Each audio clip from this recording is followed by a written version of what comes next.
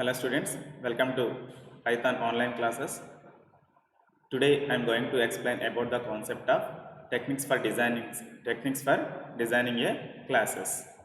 In the object oriented programming, there are number of techniques we have to design a classes. So without awareness, we can't create a class because of in the real time the classes creation is in the real time projects while creating the classes you will get more confusion. So what is the class, how to create the class, everything, how many types, how many techniques we have, so all those things in this session I will explain. Please carefully concentrate on this class. And shall I start our class? Okay. Techniques for designing classes.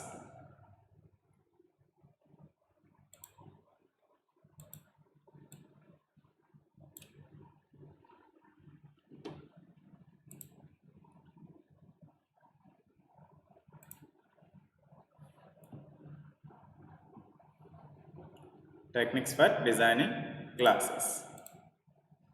So the unified modeling language is also one of the technique.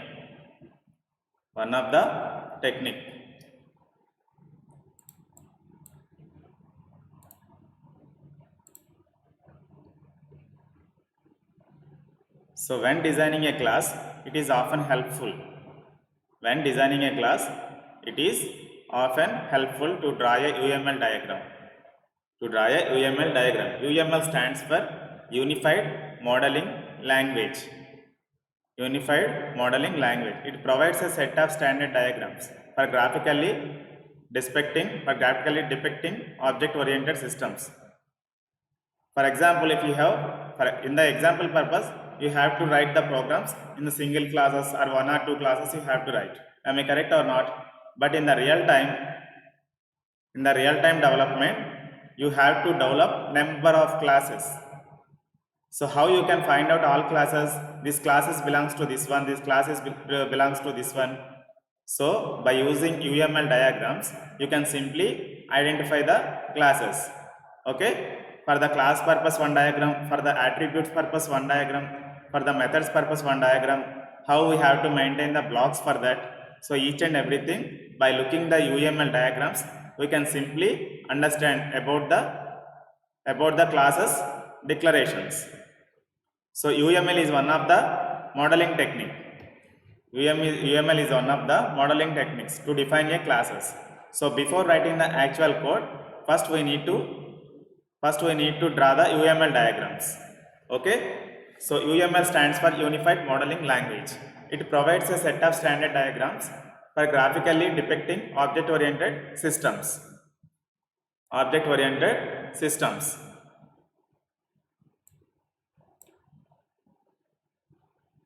The general layout of UML diagram for a class. So actually here figure given, carefully observe. Now I am opening. So this is one UML diagram. So here this complete box is called class diagram. So in this, class name goes in the first block. Class name we have to write in the first block. Data attributes are listed in the second block. Whatever the variables we have to define, those all variables, in the class while developing time, whatever the variables we already defined, so those all variables here we can place while developing the UML diagrams. And methods are listed here. So whatever the methods we have written, so all the methods we can place in this third box. So the complete box contain how many blocks we have? 3 blocks. For the class name purpose, the top level box they given, and for the second attributes purpose, nothing but a properties and variables purpose, second box given, and for the methods purpose, third box given. So this entire diagram is called class level UML diagram. This is empty box, and down you have the example. Here one coin class we have. That is the coin class name declared in the first box now. Coin class name has written in first box. So in the first box, you have to understood, in the first box it should be a class name. In the second box, it should be a variable name. In the third box, init method, toss method, get side up method we have. Carefully observe. In the second box, side up is also one of the variable. Nothing like a employee number, employee name, employee salary, like that. This is also one of the side up. Actually, in this example is what? Coin class na, coin is while coin is moving the air, then it will flipping number of times. Automatically it will generate one result, nothing but a toss or head or toss it will generate na. While coin is moving in the air, then immediately the number of rotations it will do by the pressure. After that, when it comes down, it will show either head or toss. So that is the process. So here side up is the coin. Side up is the coin variable, coin class variable. Init method, toss method, get side up method. These three are methods. So in the UML diagrams box, the first name is class name. The second name is the second place. Whatever the names we have placed, those are variables. In the third place, whatever the methods we have used in the class, those methods we have to place in the third box. So these are UML diagrams. For the cell phone class purpose, cell phone is the class. Manufacturing, model, retail price, these three are variables. Init method, set manufacturing and set model, set retail price of get manufacturing, get model, get retail price of we have. So these all are methods. Cell phone class contain these three variables, 7 methods we have, right? So like that we have to define the class names by using UML diagram. This is also one of the technique. And second one is what? Finding the classes in a problem. Finding the classes in a problem. When developing an object-oriented program, one of your first tasks is to identify the classes. When you have to develop a program by using object-oriented programming concepts. So here, what is the object? For that object, how to create the class. So that classes names also you should be identified. That is the first task while developing time that you will need to create. Okay. So if you decide the class, then only you have to create the class. Typically, your goal is to identify the different types of real world objects that are present in the problem. Then create the classes for those types of objects within your application. So for example, you are developing a cell phone project. Here the first root class is what? Cell phone. Mobile is the root class. In that, SIM is the subclass. And in that, number of subclasses we have. What are they? Airtel is the one subclass. Idea is also one of the second subclass. And Vodafone, Docomo, all those things, Reliance, all those things are subclasses. So the first class is what? Actually mobile class na? Like that. So as per our requirement, you need to decide the class names first. After that, we need to create the objects for every class. Over the years, software professionals have developed numerous techniques. For finding the classes in a given problem. One simple and popular technique involves the following steps. Get a written description of a problem domain. Before developing the actual code, first we need to draw by using UML diagrams, and also first we need to write the paper documentation to create the class. A normal plan we need to give. Okay. So if the class is confirmed, then only the actual development will start by the programmer.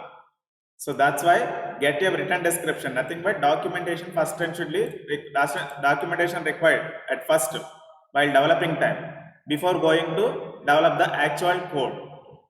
Before developing the original code, in the paper, the description, class names, first we need to decide and write the class names on the paper.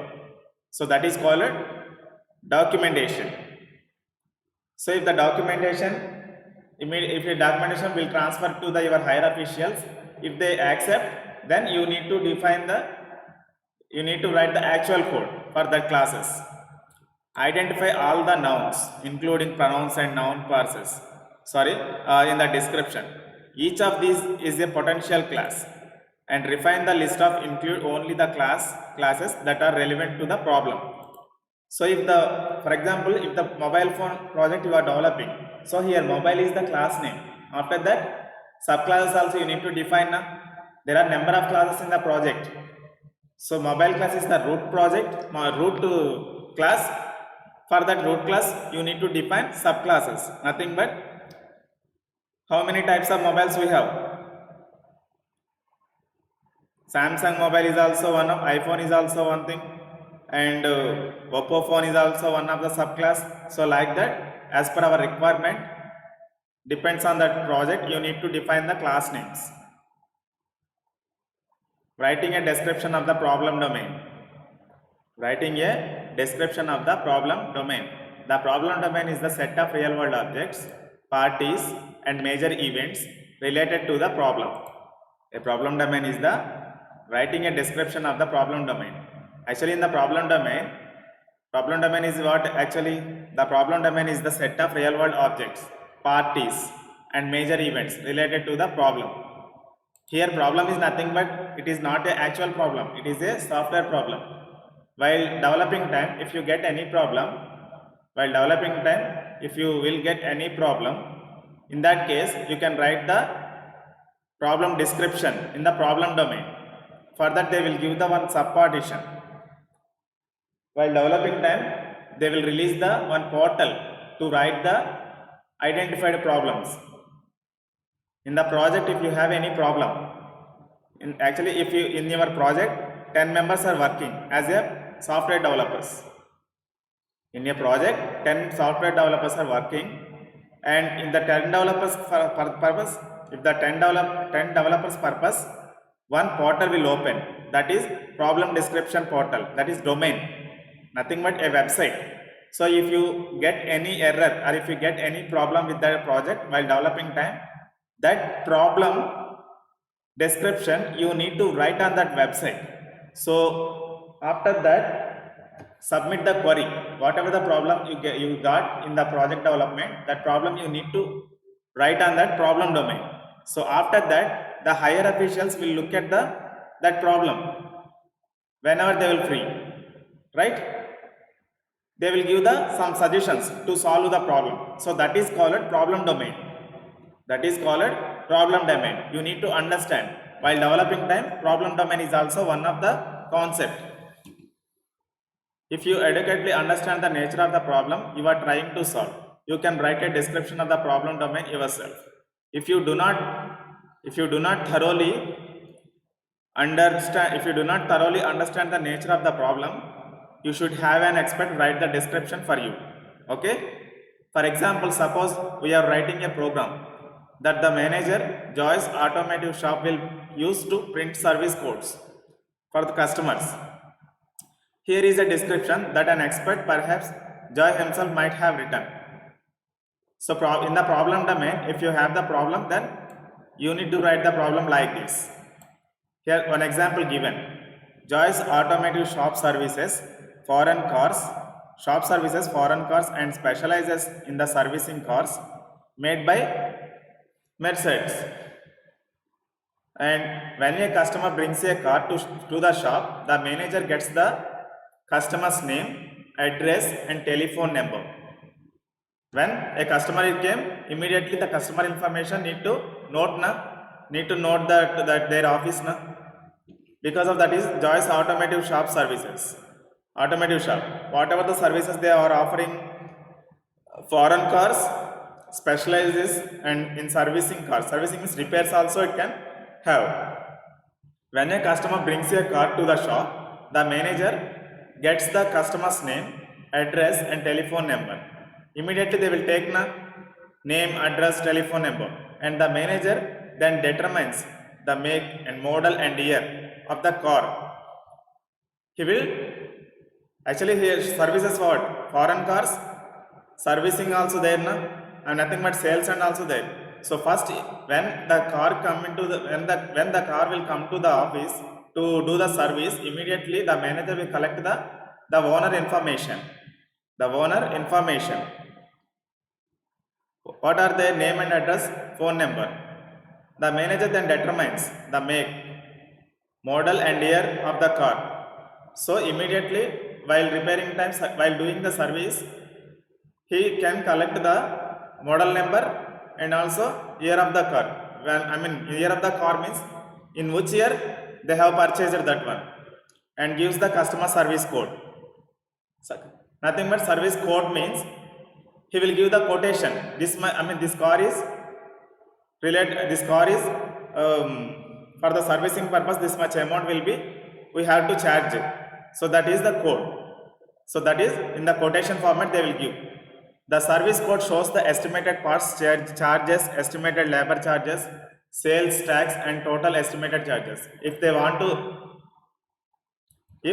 to buy a car from the customer, then these many options they have taken.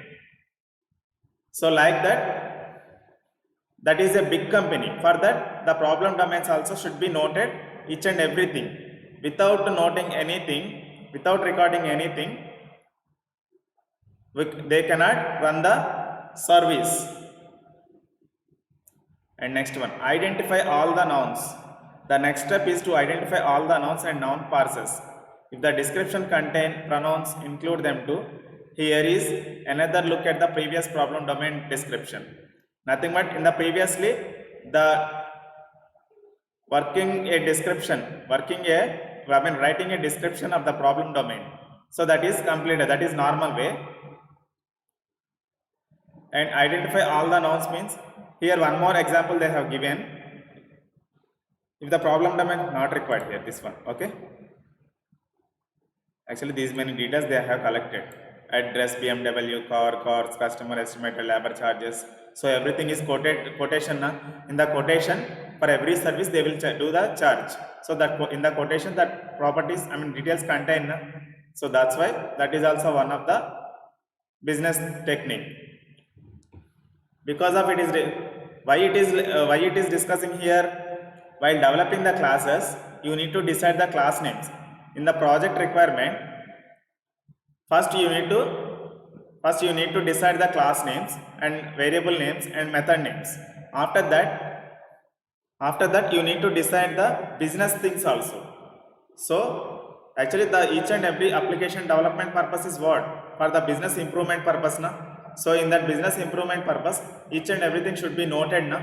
So for that, so that block is also we need to develop. We need to develop and give to the customer. So they have noted the everything for the business.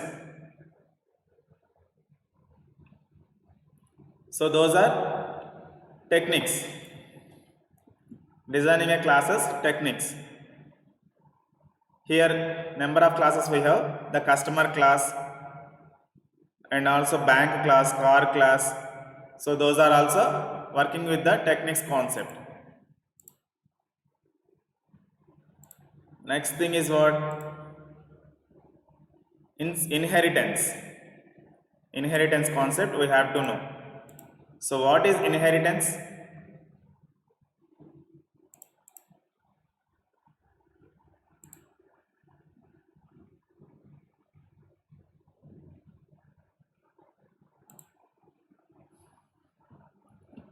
Inheritance is nothing but inheritance allows a new class to extend an existing class. For example, till now what we have learned, how to create the class, inside the class, how to create the variables, how to define the variables and how to define the methods. So in the single class, the variables and methods we have defined till now. But now we have to know about the inheritance concept. Inheritance allows a new class. Inheritance allows a new class to extend an existing class. The new class inherits the members of the class it extends.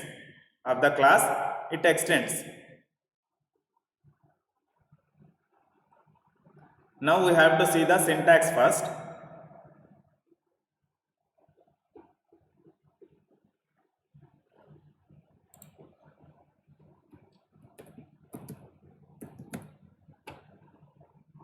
Python inheritance. So it is a base class, nothing but a parent class. After that you need to define a derived class, subclass you need to define. In the inheritance concept, you need to create this subclass based on this base class only. Based on this base class, parent class only. Inheritance is an important aspect of the object-oriented paradigm. Inheritance provides code reusability to the program.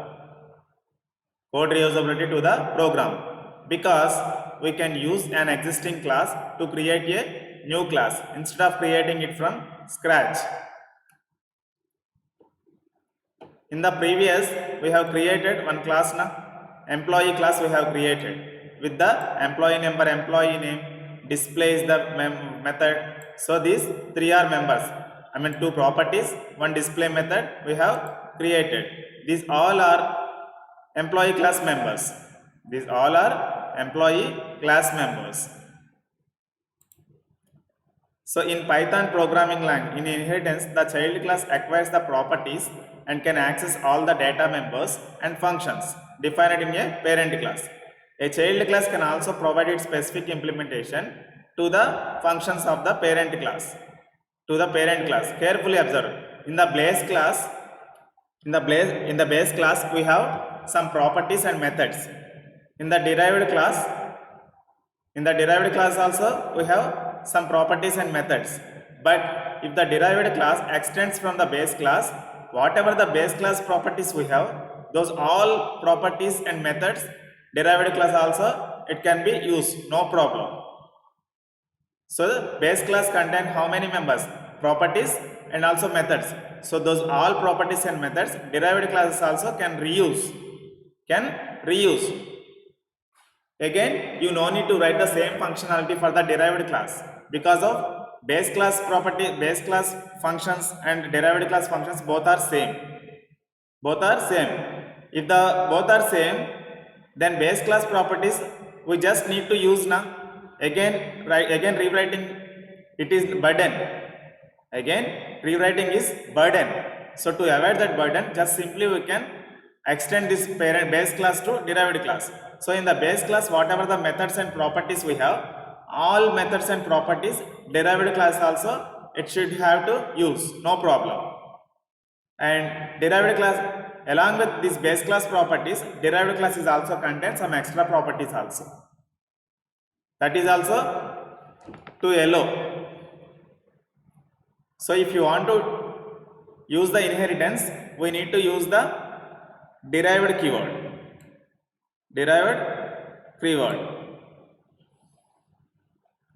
Class derived, class base class.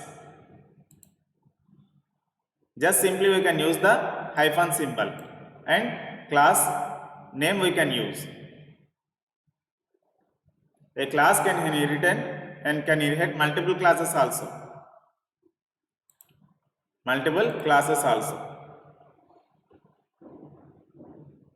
Class automobile class. In the automobile class we have the init method and also some model. These are the properties. Init method contain properties, na? So okay. And data make, data set model. So this is completely one class here. After that, in the car class, we need to pass the other class name. Here this is class automobile. In the next class is what? Class car. So in the car, some brackets, functional brackets we are using. The previous class we have to pass. So that is called inheritance, single level inheritance. Because of here we are importing the single class, nothing but. Now I want to show some syntax here. Carefully observe.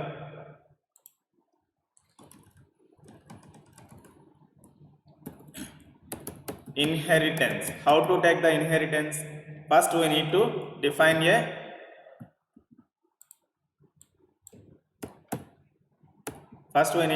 one class. What is that class? Automobile class. Class automobile, colon symbol. Here one indentation space, properties, methods, just simply understanding purpose. Okay, properties and methods we have in this class.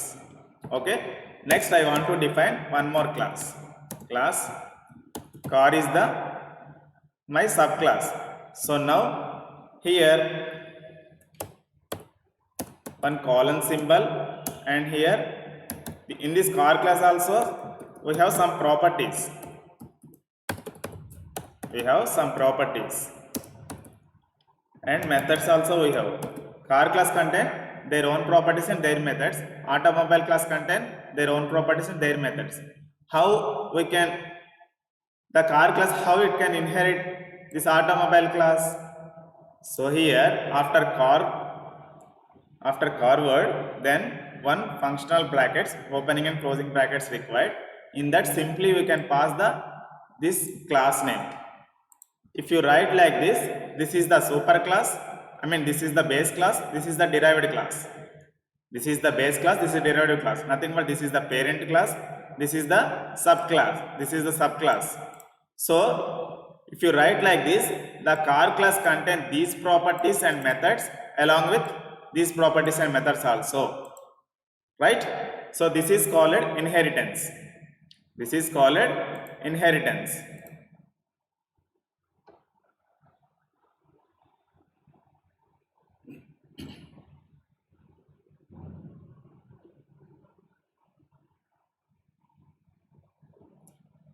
Vehicles, used car.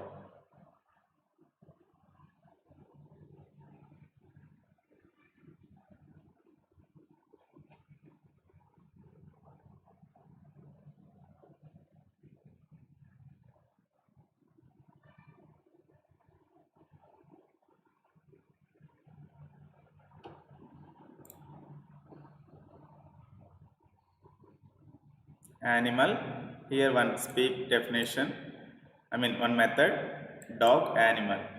So d dot dog of your object created for the dog class, d dot bark and d dot speak, like that.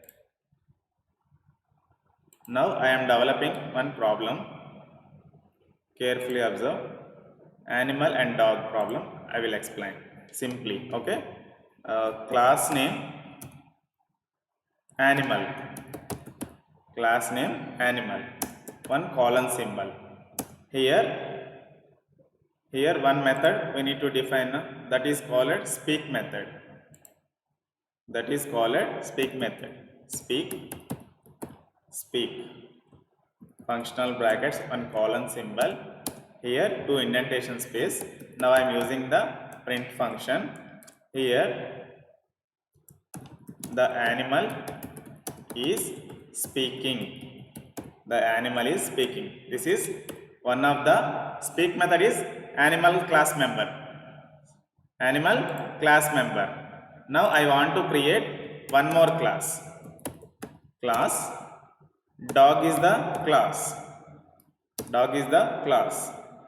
Now I want to inherit that animal class. So that's why in the dog class, after dog class name, again one functional brackets that imported that previous class. Animal I have imported. So dog is the derived class, derived from animal class.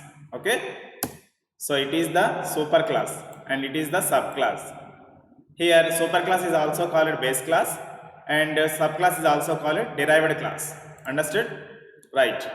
Now here I would like to create one more function. Definition. What function? Bark. Because of dog is barking, na? Bark method I have created. One colon symbol and print. Dog is barking. Dog is barking. Carefully observe here what I am doing. So animal class contains speak method, dog class contains bark method. Now I am inheriting. The dog class is inheriting animal class. So that's why these functional brackets we are using. That class name is also we are passing here. So here inheritance completed. Now I want to create the object for dog class. Dog class. D is the dog class object and dog of is the constructed. So D dog class object created. Now I want to call this bark method with the D object. D object.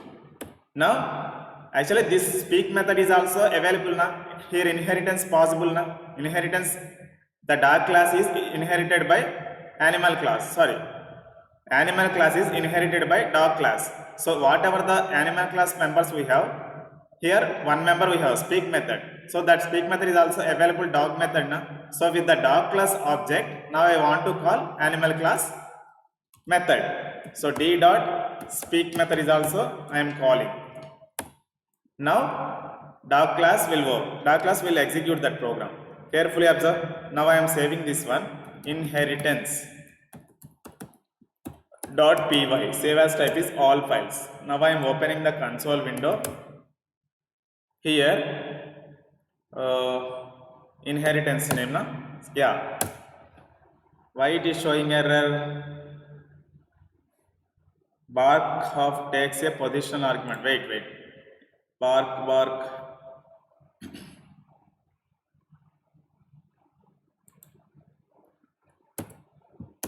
Given na?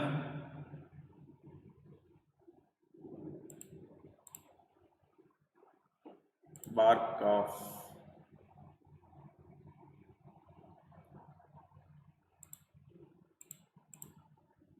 D dot bark of 0 positional argument, but I was given. What is the error here?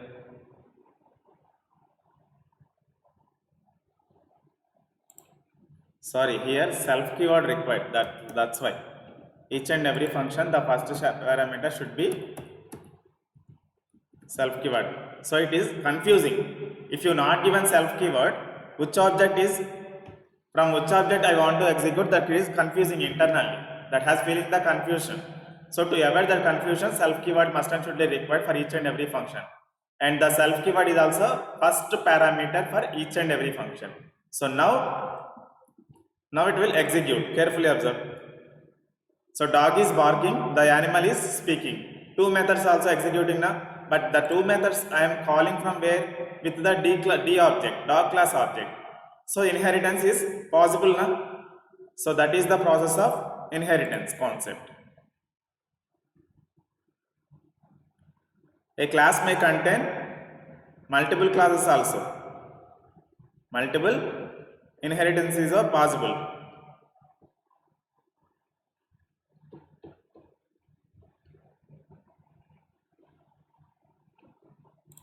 Here multi-level inheritance. Now single level inheritance completed because of only one class I have inherited now.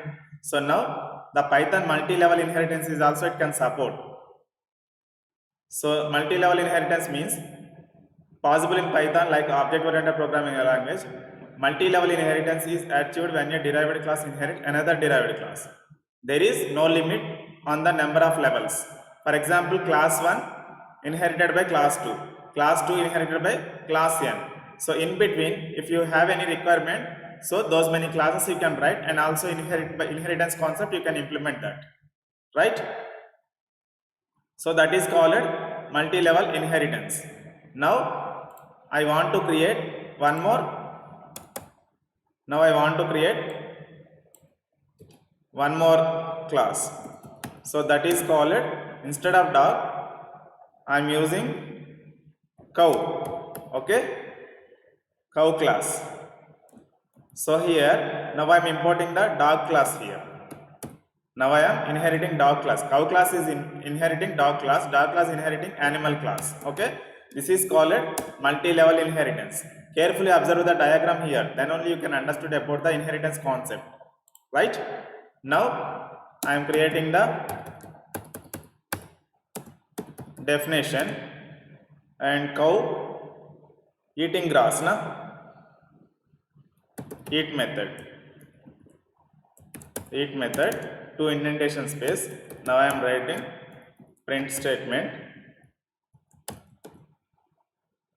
cow is eating grass, right? So now I am creating the cow class object.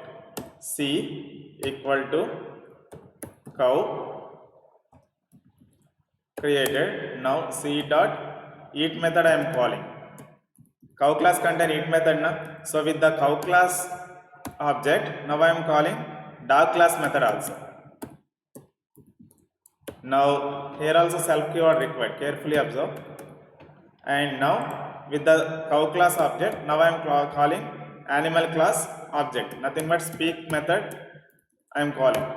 So this is called with the cow class third class object. Now I am calling all classes. Whatever the classes we have, all classes. So cow is eating, dog is barking, the animal is speaking. Everything is good na? The inheritance, multi-level inheritance is also possible. Multiple inheritance also you can use. So for the multiple, all classes we can derive into one class. This diagram is like that. Okay. Python provides us the flexibility to inherit multiple base classes in the child class. Child class. Carefully observe.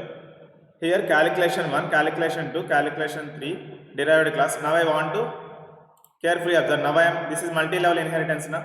So now I am inheriting by using comma operator. So here now I am removing this one. So instead of multi-level inheritance, so dog class I am removing. This is animal class, this is dog class.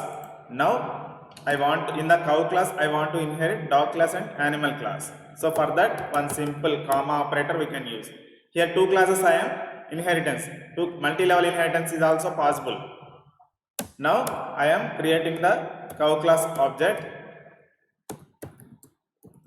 So with the cow class object, all methods I am calling because of in the cow class contain one method, nothing but eat. In the dog class, animal class also we have inherited derived. Cow class derived na. Cow class derived by dog and animal classes. So these methods also cow class available. Speak method is also available. Bark method is also available in the cow class. Now I am calling eat method. Eat method is available on the cow class, and C dot bark method I am calling it is dog. It is from dog class, and C dot speak method it is also from animal class. Now I want to execute.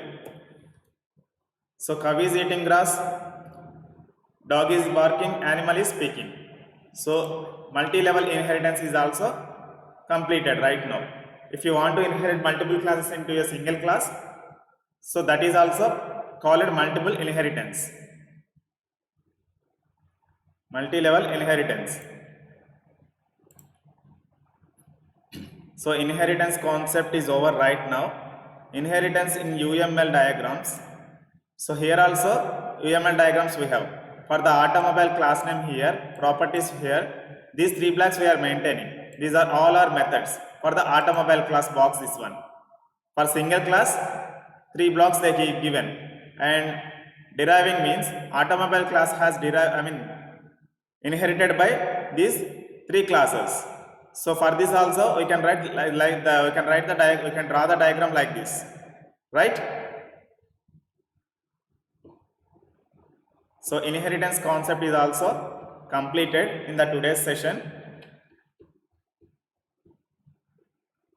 And now I am going to ending this session. In the next class I would like to explain about the polymorphism concept. Because of classes in the OOPS concept, classes and objects completed, methods also completed, and inheritance is also completed. Now encapsulation is also completed, and then the last one is polymorphism class we have to see in the next class. Thank you very much. Today I am going to end